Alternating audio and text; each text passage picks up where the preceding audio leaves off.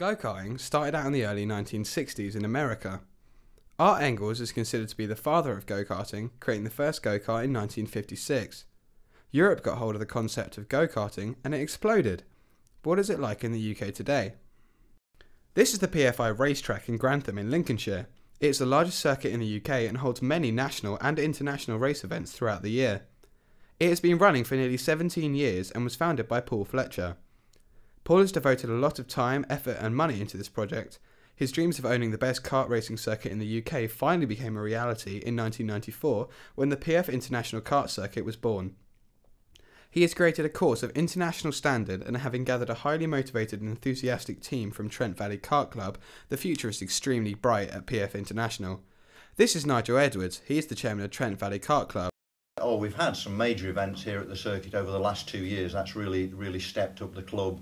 I think in the UK 2 years ago, 2010, we got the first international event in 20 years. So that was a feather in the cap of the club and here at the circuit. That was followed up this year in May of this year with a European qualifying event.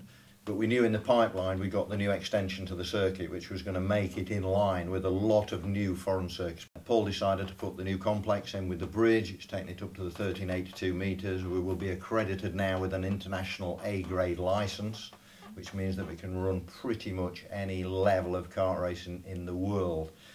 And lo and behold, about a month ago, we found out that we've been accredited with a round of the World Karting Championship. 46 years since it's been in the UK. Absolutely stunning.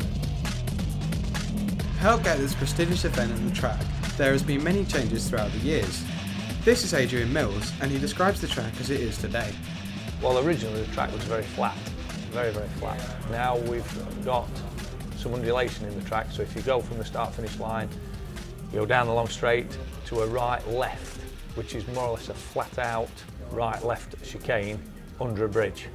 You've then got a left-hand, quite a tight bend that's uphill and banked. So that is quite a lot of G on the person. I believe when we've looked on the G sensor, it's about 3G. So it's 3 times your body weight around that corner. You go up over the bridge to a tight right-hander, which is a downhill exit onto the back straight, which is about, I believe now, nearly 200 metres long. Out the first hairpin up to the second hairpin, it's a mirror image of the first, but a left-hander instead of a right-hander. Then again, a straight up to the S-bends. That one's in slow, out fast, down to the far turn, to then the pits corner. Now that one is probably one of the most difficult on the circuit because the corner tightens up on its way round to then a tight 90 right back onto the straight again.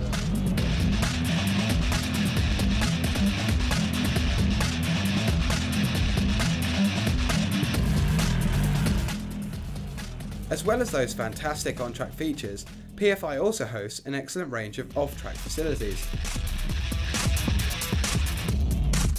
It might not seem very important, but when people can actually come and park up on some proper tarmac and they can be able to go to a cafe and get a drink of hot coffee, and there's somewhere where they can shelter or where mum and dads can go and hang out and have a good day as well as the kids on the track, that is very important as well, and that is what really I think sparked off this track, setting it on a pedestal above all other UK tracks, and in fact a lot of European tracks don't have. Even though there's a licensed bar, PFI isn't just for adults. Children are also allowed to compete, as Dennis Hogan explains. The earliest that a driver can start is 6 years old, and that is in a class called the Bambino. You wouldn't expect a 6-year-old to be going the full length of the circuit, including the extension. So we have a Bambino circuit within the circuit, which they drive on. It's basically an oval, for want of a better expression. The Bambinos cannot hold a licence until they are 8. Once they are 8, then they can qualify for a licence, take their ARCS test, which proves that they are competent to drive and safe to drive around the circuit, and then they can join our club and take part in our race weekends. And nobody likes to lose. Everybody wants to be on the top step of the podium. But guess what? That makes it exciting as well. So competitiveness is what the sport is born of, and it has to be there, otherwise it would be boring. It would just be a procession going around the circuit.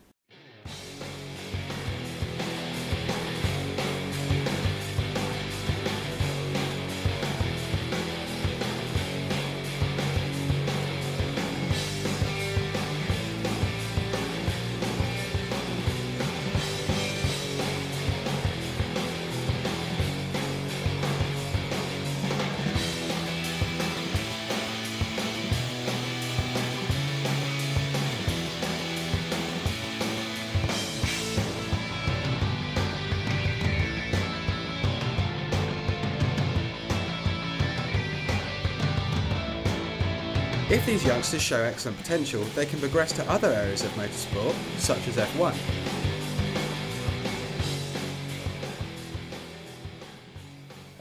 Guys who make it from karting into Formula One, I think, have to have a fantastic amount of dedication. I guess that's the same in any sport that you want to reach the top. There's only 20 odd slots on the Formula One grid, so it's a very limited marketplace. We know drivers from our club who've gone on to Italy and to France and places like that and actually raced abroad as professional kart drivers. So there is a marketplace for professional kart drivers, as well as the guys who want to go into full-blown motorsport. Some of the guys that we've seen and have been here racing have probably gone by the wayside, and yet could quite equally have probably matched Lewis Hamilton or Jenson Button.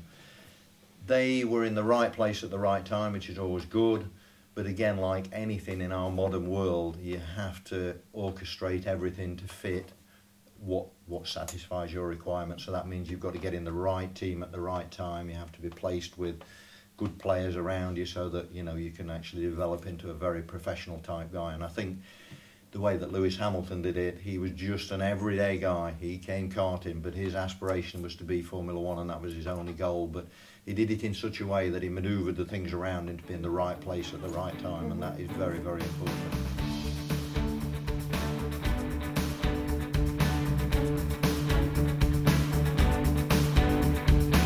Whilst karting is a definite stepping stone to Formula One, it does have its difficulties, and not everyone can make it to that level. Despite this, there are other opportunities for successful go-karters, but what is the potential future for go-karting as a sport? Predictions for karting in the future? That's a difficult question. I would like to predict that it will get more recognition. I think in terms of numbers, we could do with more numbers in the sport in the UK. I think totally now our licence holder number has dropped below 5,000. It's been as high as 6,000 or 7,000 in previous years.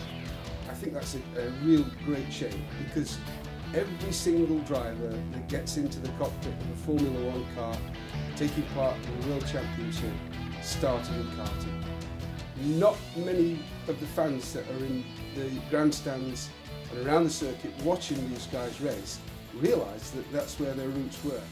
So I think we'd like to encourage more people to get into the sport to be able to do that. I think if more people were in the sport, then I think the people within it would be able to regenerate that, maybe in new tracks, new facilities.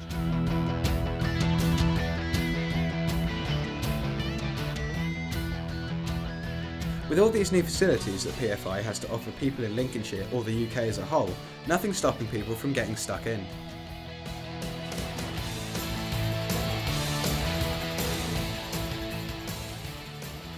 I think that you can take part in the sport without being behind the wheel.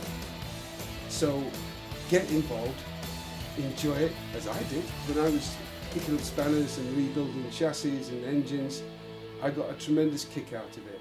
I got a tremendous kick out of it when the guy that I was working with actually was successful in a race. And you don't always have to go home with a trophy to have had a good day. So don't be frightened of getting involved, enjoy yourself, and tell everybody else about it.